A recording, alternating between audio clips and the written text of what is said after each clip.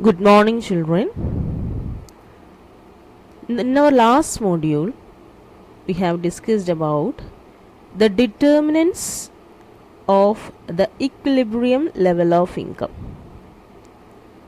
Now, we will discuss about how the equilibrium level of income is determined in two-sector economy, which is consist of the consumers and the producers.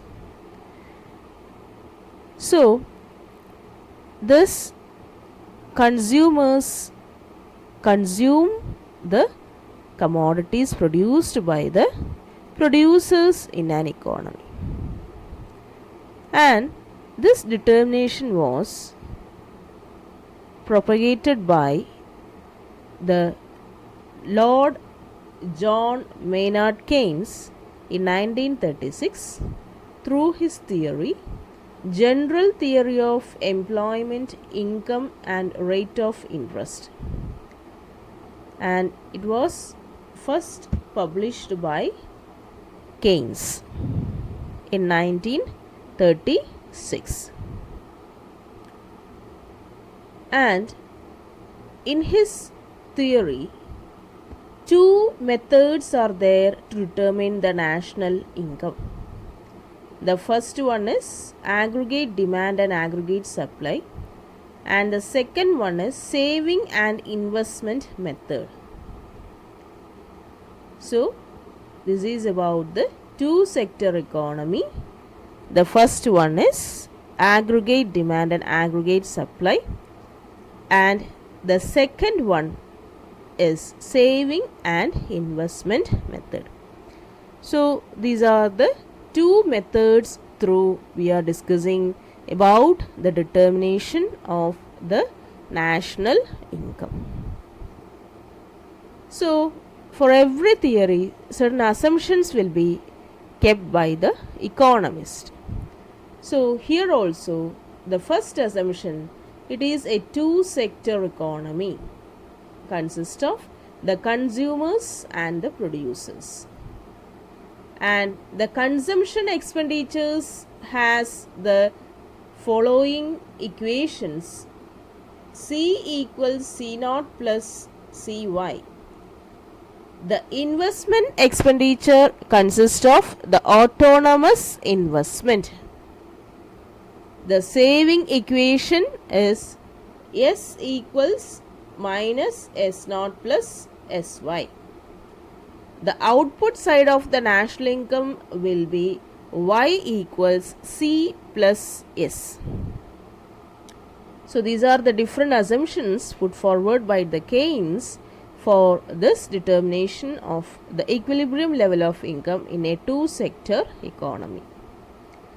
And in a two-sector economy, the aggregate supply consists of the total output produced in an economy, and this was produced by the four factors of production. Using the four factors of production, we have produced certain products.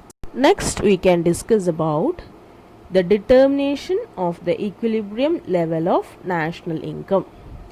In this diagram, we can see that in the x-axis, national income is depicted, and in the y-axis, it is the aggregate demand and the aggregate supply is given.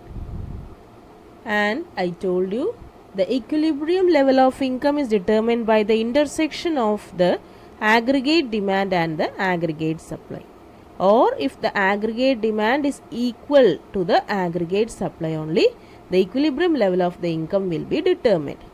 So, here we can see the point E where the C plus I intersects the curve C plus X. So, the first one is aggregate demand curve intersects the aggregate supply curve. So, there the equilibrium level of income is determined. And we can see the explanation.